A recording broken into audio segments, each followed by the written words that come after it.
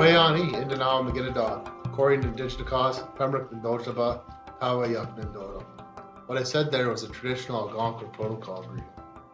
I said, hello all my relatives, my name is Corey, I'm from Pembroke, and I said Tawa Yak Nindodam. Tawa Yak is a Cree word that means many places, many things. We like to say what clan we're from. I say Tawa Yak because it brings on a bigger conversation. Big Wetch for being here with me today, as I'm honored to be able to share with you the story of the Amikwa people.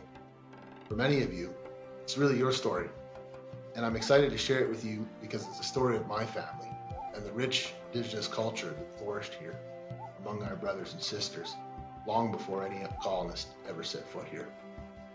I'm thrilled to have this opportunity to tell you about our organization, the Nation of the Amikwa Nipissing Allies.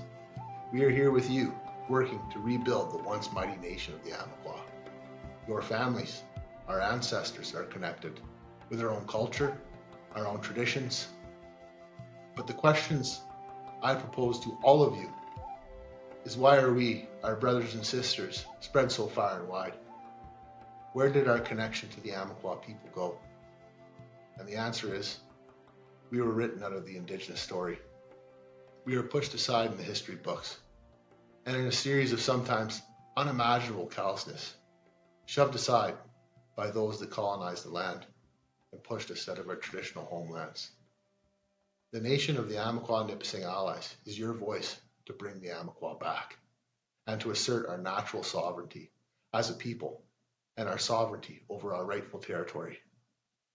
The Amikwa Nipissing and our allies are also the people of the lower river, the Onama Wininawak.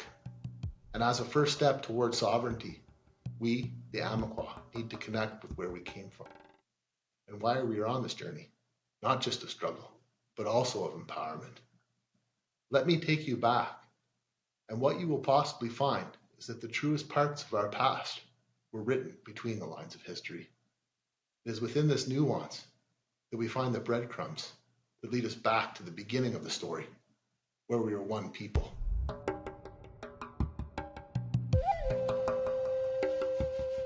Colonizers, Great Britain, Canada, Ontario, and Quebec, have not stopped colonizing. Canada is a colony to Great Britain and Ireland, created by legislation of the United Kingdom, called the British North America Act of 1867. The words "under the Crown" are precise and ever present today.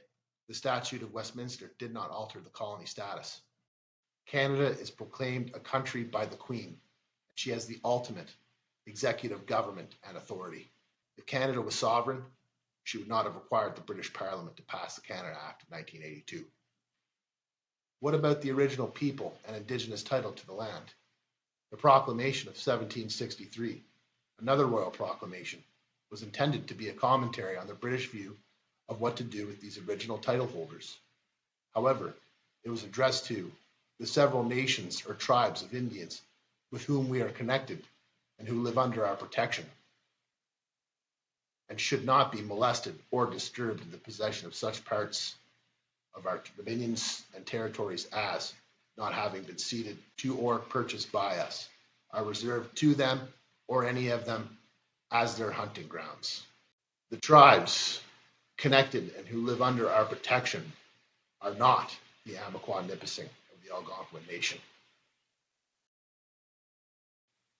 Historically, the French were the first colonizers and had a robust trading relationship with the Amikwa Nipissing Nation until the Treaty of Paris, 1763, when the French surrendered New France to the British. In this international sway, the Amikwa Nipissing were viewed as enemies of the British and were not viewed as connected or protected by us.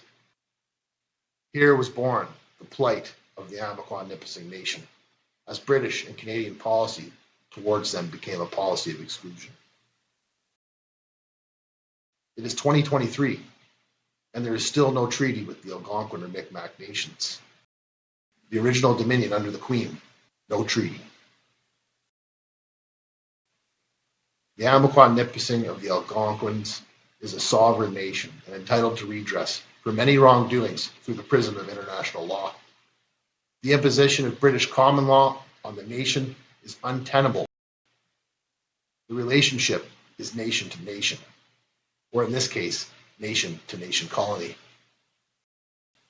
It is imperative that the Amikwa Nipissing nation reclaim its true power and restore the sacred hoop from the ravages of genocide, apartheid, and the breaches of customary international law on the issues of sovereignty and land tenure.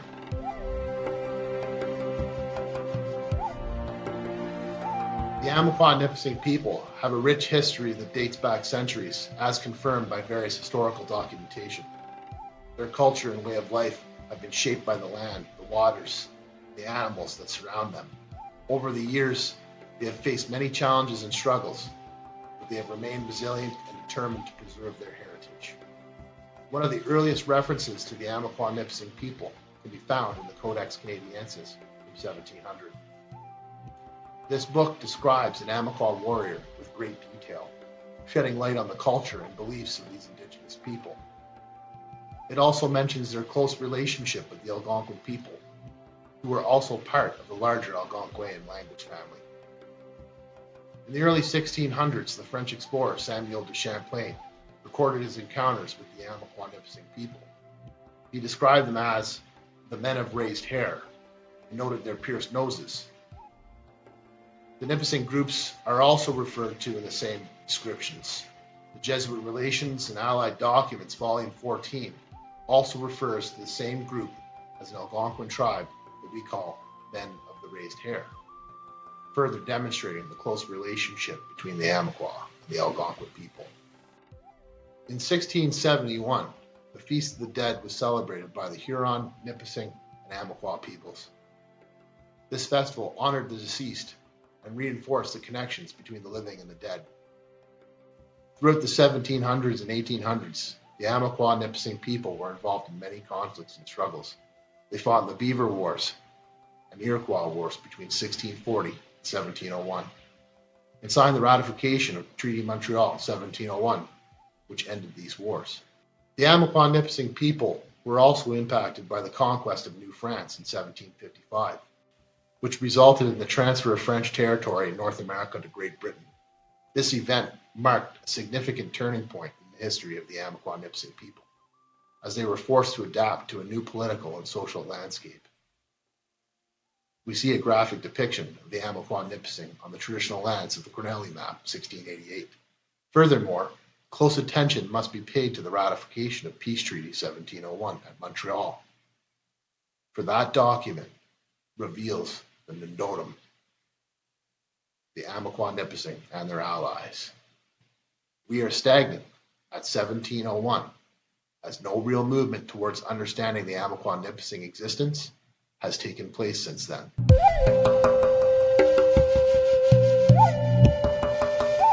It is useful to review Darlene Johnston's contributions to the Ipperwash Inquiry and her paper, Connecting People to Place, wherein she places the Amikwa Nipissing people at Lake Nipissing, French River, and down through the Ottawa River Basin to the St. Lawrence River. She also relates the story of the Kitchiamick, the Great Beaver, the legend of the Beaver Nation presence on the land you now live on.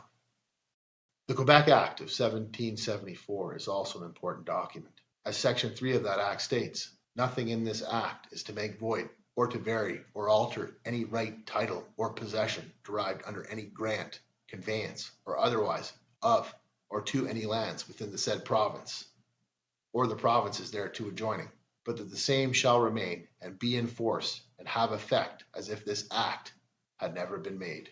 The preservation of Indigenous title is what the Quebec Act stands for.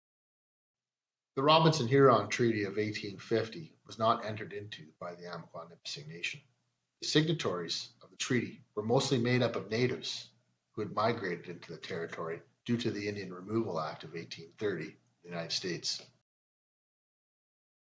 In 1849, Lord Elgin had requested a report on the natives in the territory of Lakes Huron and Superior. D.B. Papineau, the Commissioner of Crown Lands, advised that any claims to the territory should be dismissed on the grounds that the claimants had migrated eastward from the Mississippi, replacing the original Algonquin inhabitants, the remnants of whom were said to be living at Lake of Two Mountains near Montreal. The claimants therefore had no right to the land, Firstly, because they are not the original proprietors of the soil. Secondly, because being only a small tribe, they do not form a nation, and therefore cannot claim the territory. In 1850, the Upper Canada Legislature passed an Act for the Protection of the Indians of Upper Canada from the imposition and property occupied or enjoyed by them from trespass and injury.